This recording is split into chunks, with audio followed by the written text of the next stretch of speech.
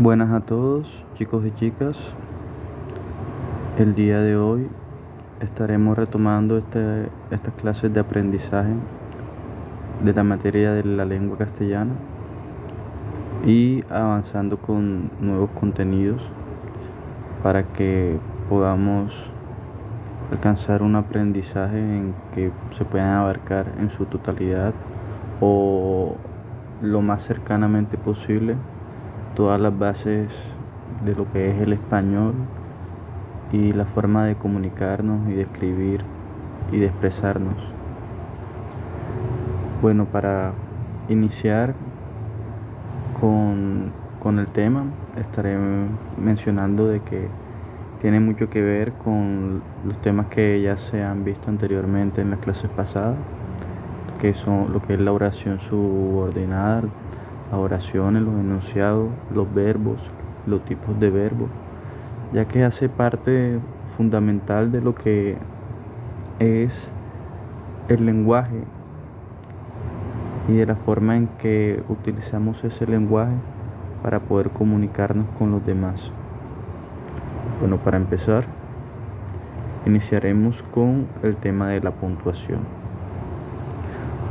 Bueno, la puntuación se define como un conjunto de signos y de reglas que se utilizan para clarificar el significado que puede tener un texto escrito, y ni siquiera es utilizado solo en el texto escrito, ya que muchas veces al hablar indirectamente, sin saberlo, inconscientemente, utilizamos esos recursos y esas reglas, esos signos que permiten que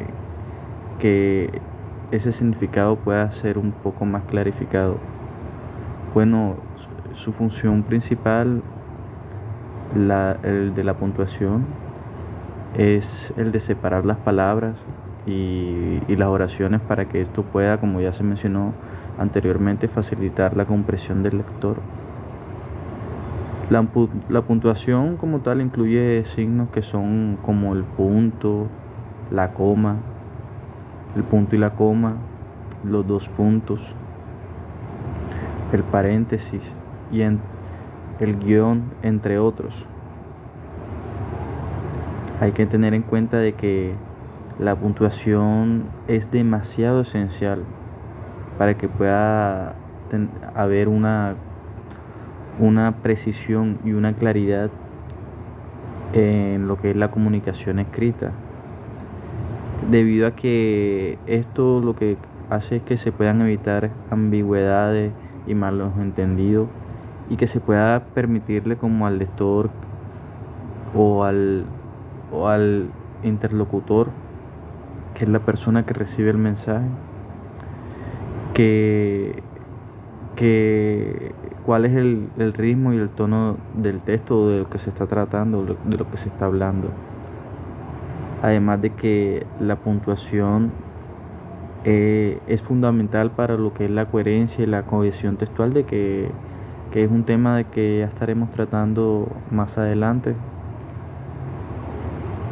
y porque debido a esto ayuda a unir las ideas y a que se puedan presentar de una manera lógica. Bueno, entre los signos de puntuación, el punto es el más importante.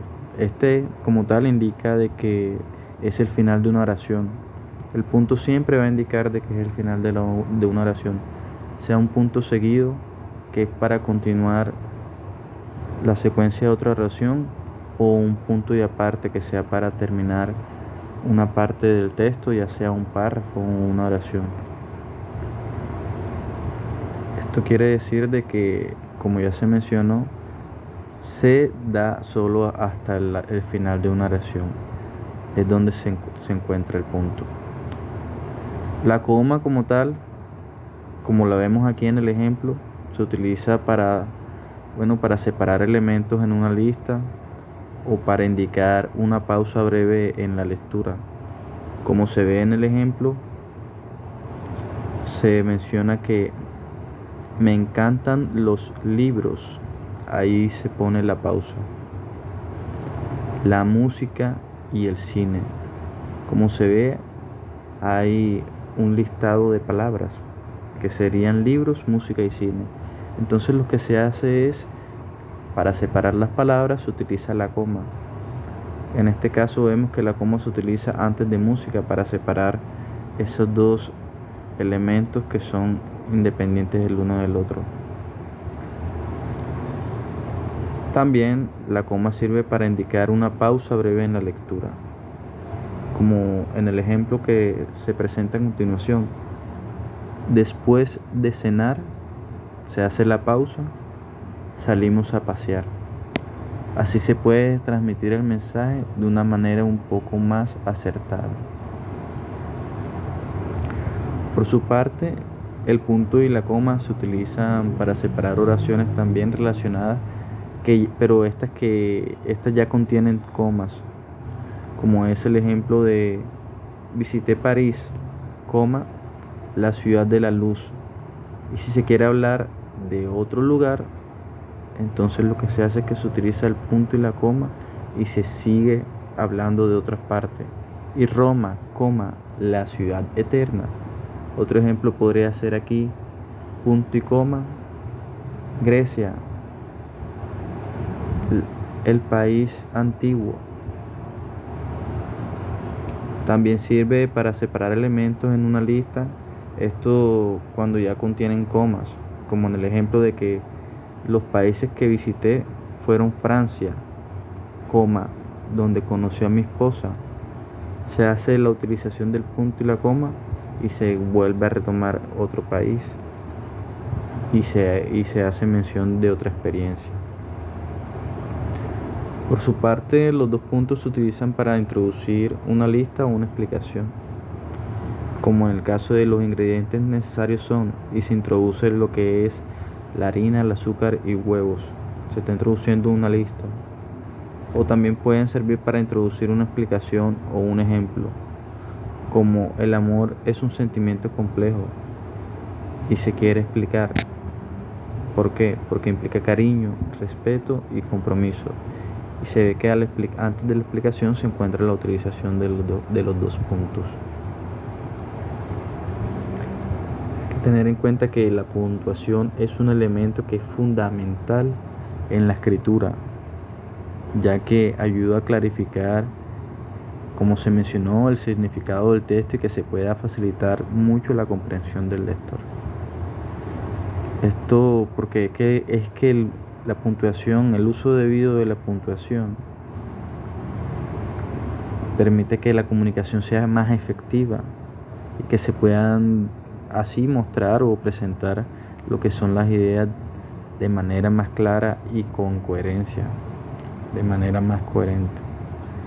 Es por eso que es muy importante que la puntuación tenga una gran importancia al momento de nosotros escribir o de expresarnos, ya que eso permite también poder tener una mejor oralidad, una mejor expresión al momento de querer comunicarnos, sea textual u oralmente.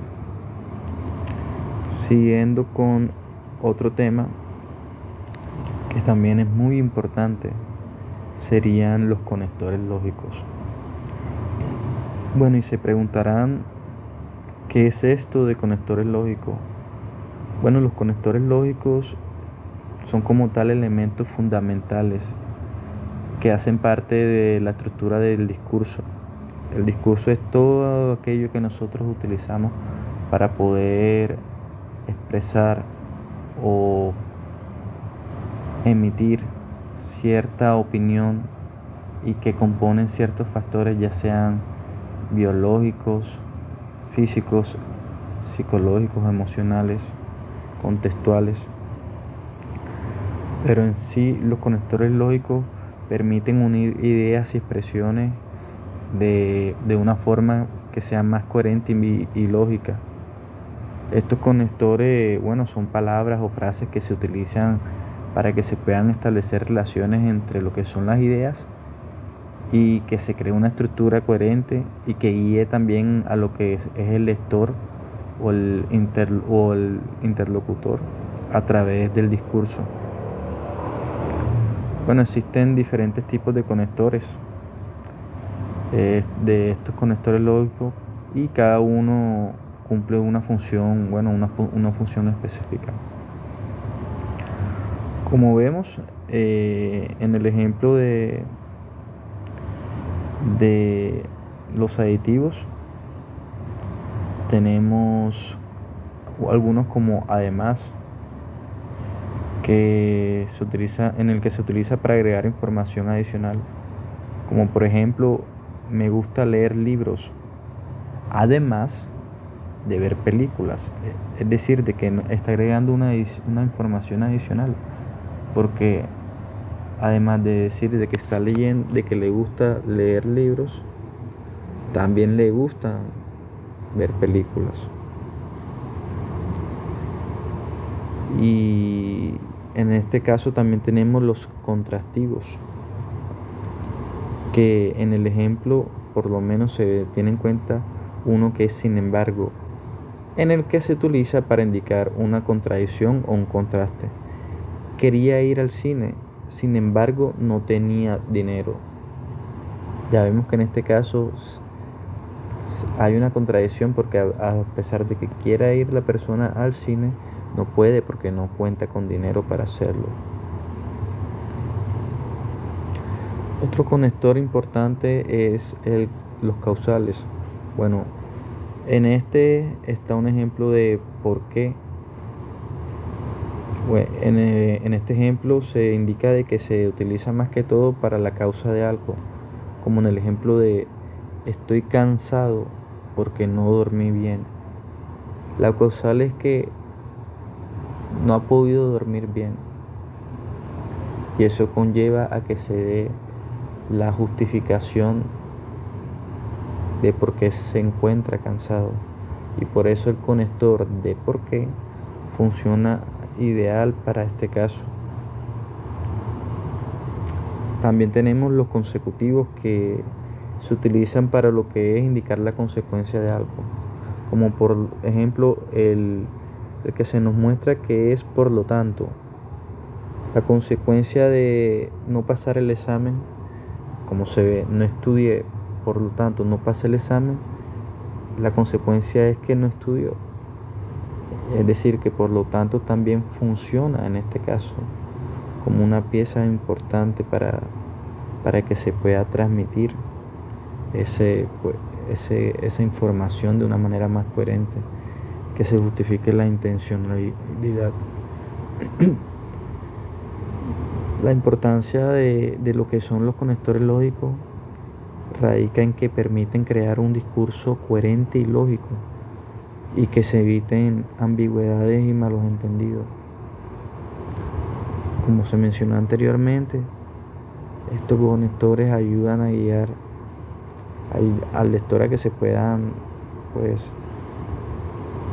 dar una comprensión de las ideas presentadas a través de los discursos. Ahora continuaremos con lo que son los componentes del texto y el uso de los conectores. Bueno, los componentes del texto y el uso de conectores son, como ya se mencionó, fundamentales para crear un texto coherente y efectivo. En sí, un texto está compuesto de diferentes elementos, y bueno, todos estos elementos trabajan juntos para que se pueda transmitir lo que es un mensaje claro y que sea coherente. Bueno, en primer lugar, la idea principal o tema central es el eje del texto. Esta idea es la que guía el desarrollo del texto y es la que busca que se pueda transmitir algo al lector. En segundo lugar, las ideas secundarias o detalles que apoyan la idea principal son fundamentales para crear un texto coherente. Estas ideas secundarias se desarrollan a través de oraciones y párrafos que se unen mediante conectores. Tengan en cuenta, un texto debe tener una idea central, una idea principal,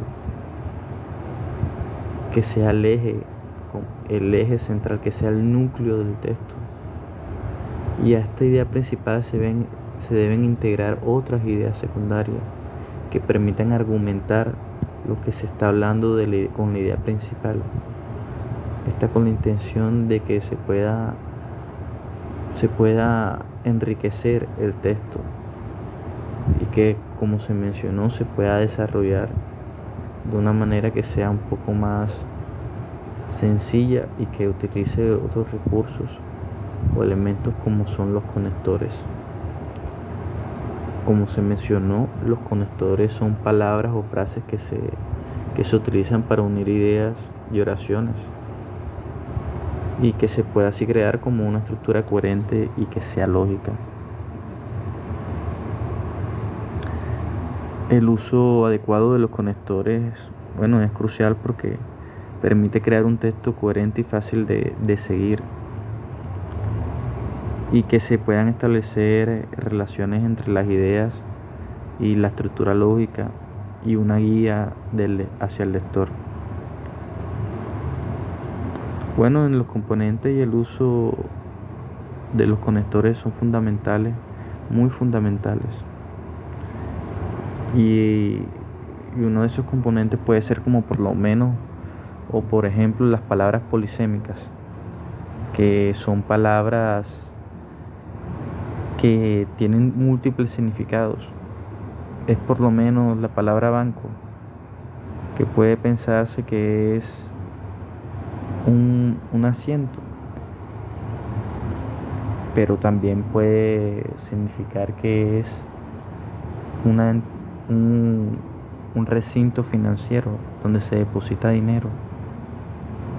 Entonces, estos componentes del texto permiten que se pueda saber qué es lo que se está tratando y de qué es lo que se está hablando.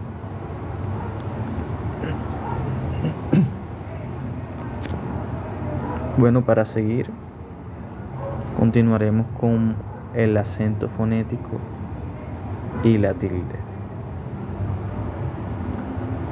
El acento fonético y la tilde son dos elementos que son fundamentales en lo que es la lengua española, en lo que es la lengua castellana. ¿Por qué? Porque se relacionan estrechamente con la pronunciación y con la escritura de las palabras. ¿Qué quiero decir con esto? Lo que quiero decir es que el acento fonético se refiere al énfasis o la intensidad que se puede poner en una sílaba al pronunciar una palabra. Y sucede que este énfasis como tal, este énfasis puede cambiar el significado de la palabra y es esencial para que pueda haber una correcta pronunciación y una comprensión del lenguaje, de lo que se está hablando. Por otro lado, lo que es la tilde es un signo ortográfico, como por ejemplo el que se puede ver en el título de acento fonético. En la palabra fonético se ve que la tilde es la pequeña línea curva que se encuentra arriba de la E. Este es un signo ortográfico que se coloca sobre la vocal tónica de una palabra para que se pueda indicar el acento fonético. La tilde es esencial. La tilde es esencial para la escritura correcta de las palabras y que así también como el uso de conectores permiten que se eviten ambigüedades, pero en este caso en la pronunciación. La relación entre el acento fonético y la tilde es demasiado estrecha, ya que la tilde indica el acento fonético en una palabra, lo puede indicar.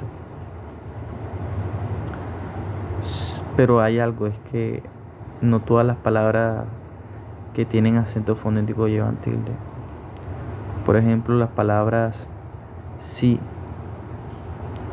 Existen el sí afirmativo, que es para decir sí y confirmar algo a alguien. Y existe el sí incondicional, que sirve para plantear una condición, un deseo. Como por ejemplo, sí, iré a tu casa. Está confirmando algo que va a hacer. O si tan solo pudiese ir a pescar. Se está utilizando de una manera condicional porque no se está confirmando algo, se está planteando un deseo, una condición. Vemos que por lo menos en la palabra tú existe un tú posesivo que es para representar las posesiones o apersonarse de lo que se está hablando, y el tú del pronombre, que es el que lleva la tilde. Hay que tener en cuenta que la importancia del acento fonético y la tilde, bueno, radica en que permiten una comunicación efectiva y clara en la lengua española. Porque un error en la pronunciación o en la escritura de una palabra puede cambiar su significado y que se puedan llevar a malentendidos. Bueno, el acento fonético y la tilde son fundamentales en la lengua española, porque con ella hay una correcta pronunciación y una escritura muy acorde de las palabras. Por eso es que su uso correcto es esencial para que se pueda dar una comunicación efectiva y para que se puedan evitar malentendidos. Como bien se sabe y se retoma nuevamente, hay que recordar que la tilde es un signo ortográfico que indica el acento fonético en una palabra y que se utiliza para distinguir palabras que se escriben igual pero que tienen diferentes significados. También sirve para indicar dónde se encuentra o dónde se hace énfasis el acento fonético en las palabras. Además, permite que se pueda identificar dónde está esa sílaba tónica.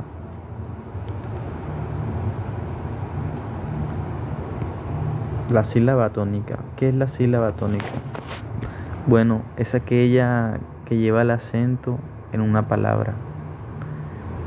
Esto quiere decir que es la sílaba que se pronuncia con más fuerza o con más intensidad. Por lo menos, tilde. En la palabra tilde,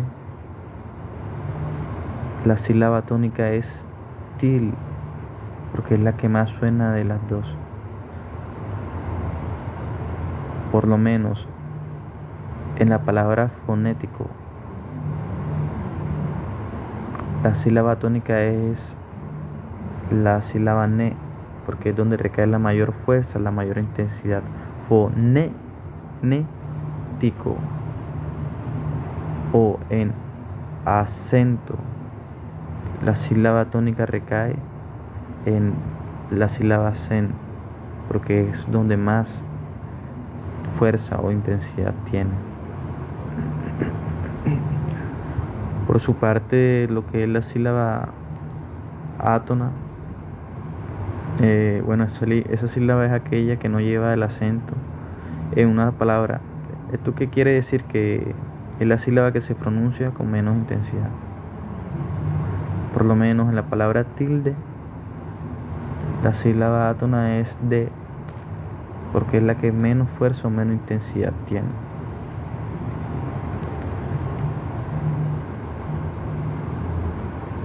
Para continuar, pasaremos a las palabras graves, agudas, esdrújulas y sobreesdrújulas. Bueno, ¿qué son las palabras graves? Las palabras graves son aquellas que tienen el acento en la penúltima sílaba. Tienen su acento fonético en la penúltima sílaba. Quiere decir que la tienen anterior a la última. En el caso de los ejemplos que se muestran, vemos árbol. Vemos que el acento recae en la sílaba ar, que está anterior a la última, árbol. O en césped, que vemos que el acento fonético recae en ces. O en casa, donde cuyo acento fonético recae en la sílaba k. O en joven, donde recae en la sílaba jo. Y como puede demostrar la tilde en la palabra lápiz, el acento fonético recae en la sílaba la. Por su parte, las palabras agudas son aquellas que, tienen el acento fonético en la última sílaba, como es el caso que se presenta a continuación con los ejemplos de sofá, donde vemos que el acento recae en la sílaba fa, o en canción, donde vemos que recae en la sílaba on, o en café, cuya intensidad o fuerza recae en la sílaba fe, o en amor, que recae en mor, o en ciudad, que recae en dat, o en feliz, lis, cuya fuerza o intensidad recae en lis. Algo que es muy importante es que las palabras graves y agudas solo llevan tilde si terminan en n, en s o en vocal. Si no cumple con estas tres reglas, n, s o vocal, no puede llevar tilde.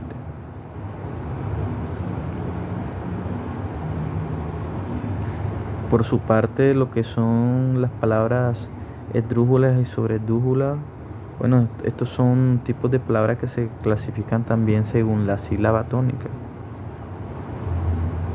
que como ya se ha visto es la sílaba donde recae la mayor fuerza, la mayor intensidad. Y las palabras esdrújulas tienen la sílaba tónica en la antepenúltima sílaba y siempre llevan tilde o acento ortográfico,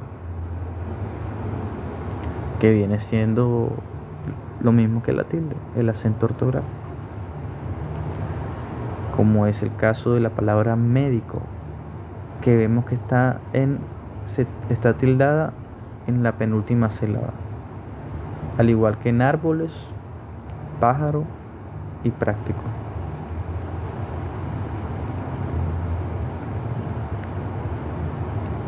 En el caso de las palabras sobresdrújulas, estas tienen el acento o la sílaba tónica en la anterior a la antepenúltima. Es decir, en el caso de la drújula está en la antepenúltima, pero la sobredrújula está anterior a la antepenúltima. Y también llevan tilde siempre, como es el caso de comprármelo, dígaselo, devuélvemelo o entrégueselo. Y si contamos desde la última sílaba hacia atrás, vemos que lo es una sílaba, se es una penúltima sílaba, ge es una penúltima sílaba y tre es la anterior a la antepenúltima sílaba. O comprármelo, dígaselo y devuélvemelo cumplen las mismas reglas, y es por eso que son palabras sobresdrújulas, porque el acento fonético recae en la anterior a la antepenúltima sílaba.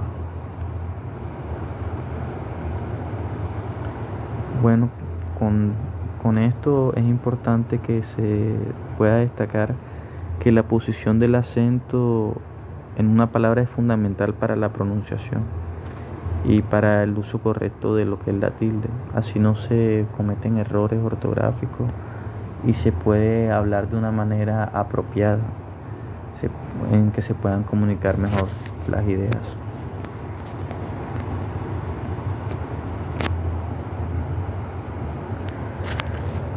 Bueno, la coherencia y la cohesión textual son dos conceptos fundamentales en lo que es la teoría lingüística, que se refieren a la estructura y a la organización de un texto escrito.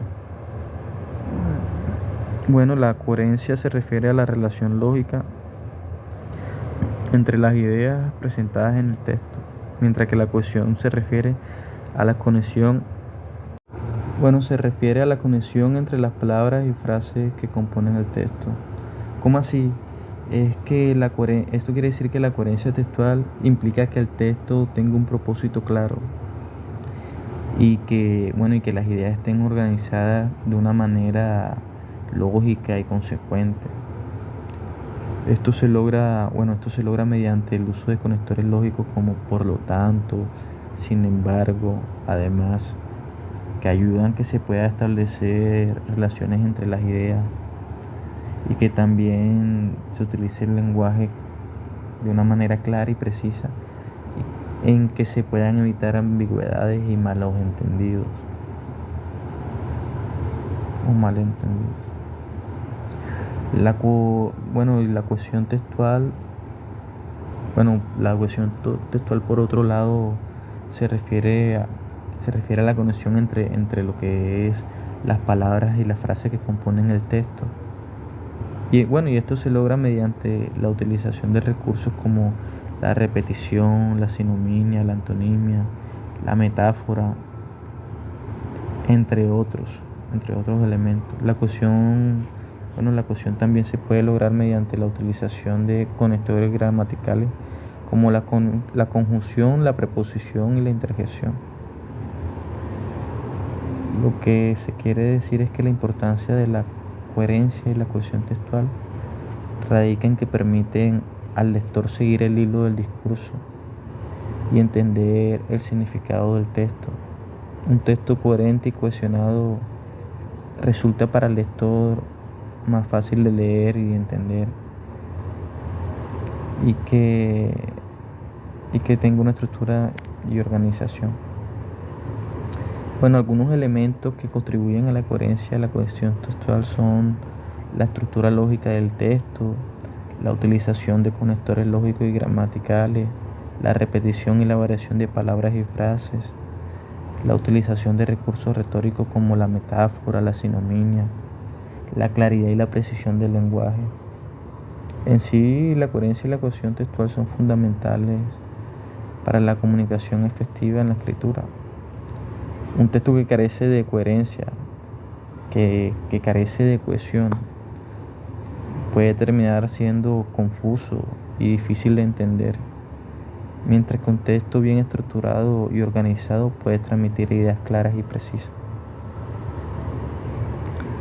La regla de una coherencia textual es que tiene que referir una relación lógica entre las ideas de un texto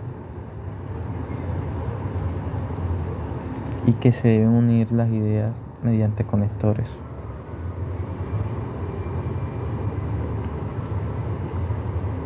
Ahora continuaremos con el género lírico, parte del arte y del progreso del pensamiento humano. El género lírico es uno de los géneros literarios más antiguos y universales, que han sido caracterizados por la expresión subjetiva y emocional del autor. El género lírico se centra en la expresión de sentimientos, de emociones y pensamientos del autor, a menudo de manera personal.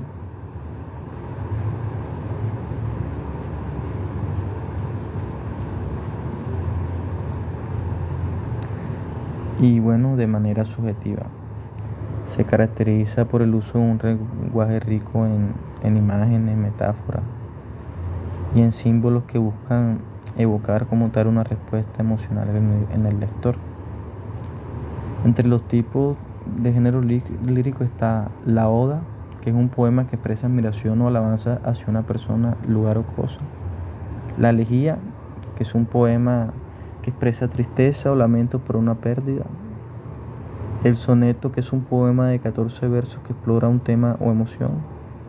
Y la canción, un poema breve que expresa un sentimiento o emoción.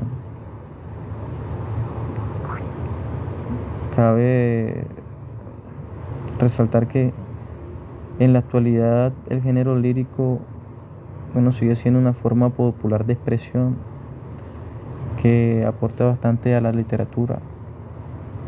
Y hay con poetas que exploran temas como la identidad, la política y la naturaleza. El género lírico es una forma poderosa de expresión literaria que ha evolucionado a lo largo de la historia, y su enfoque en la expresión subjetiva y emocional, que lo personal más que todo lo hace único y universal, y permite que los autores puedan explorar temas y sentimientos de una manera que sea más profunda y más significativa. Por eso es que ante el género lírico, la métrica y los recursos poéticos terminan por ser elementos fundamentales en la poesía, que ayudan a crear un ritmo, una musicalidad y un significado más profundo en los versos. La métrica como tal se refiere al ritmo y la medida de los versos en una poesía. Se miden sílabas, pies métricos y estrofas. Los pies métricos más comunes que existen son el dactilo, que es una sílaba tónica seguida de 2 sílabas átonas. El espondeo, que son 2 sílabas tónicas seguidas. El yambo, una sílaba átona seguida de una sílaba tónica.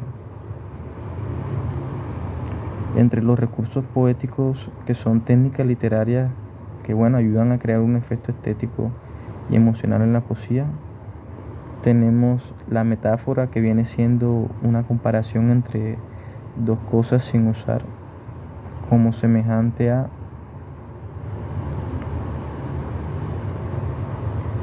La personificación, que es una atribución a características humanas a objetos o animales. La literación, que vendría siendo la repetición de sonidos consonánticos en palabras cercanas. Y la sonancia, que es la repetición de sonidos vocálicos en palabras cercanas. Otros recursos poéticos que existen son la ironía, que es la contradicción, lo irónico, la hipérbole, que es la exageración, la onomatopeya, que es la parte textual de los sonidos. Hay que tener en cuenta de que la combinación de métrica y recursos poéticos ayuda a crear una poesía rica en significado, sonido y ritmo, que puede evocar emociones y reflexiones en el lector. Y es por eso que todos estos elementos son importantes, porque permiten construir la forma de expresarse, de comunicarse con la sociedad mediante el uso correcto de la gramática, de los signos de puntuación, de la coherencia y de la cohesión en los textos, de la identificación del acento fonético y de las tildes, del estudio de la poesía, de la identificación de la métrica, de la utilización de recursos poéticos, porque todo esto permite que el pensamiento pueda integrarse de una manera un poco más abierta al mundo, que no se sienta confundido por su realidad. Éxitos en el aprendizaje de esta clase, muchachos.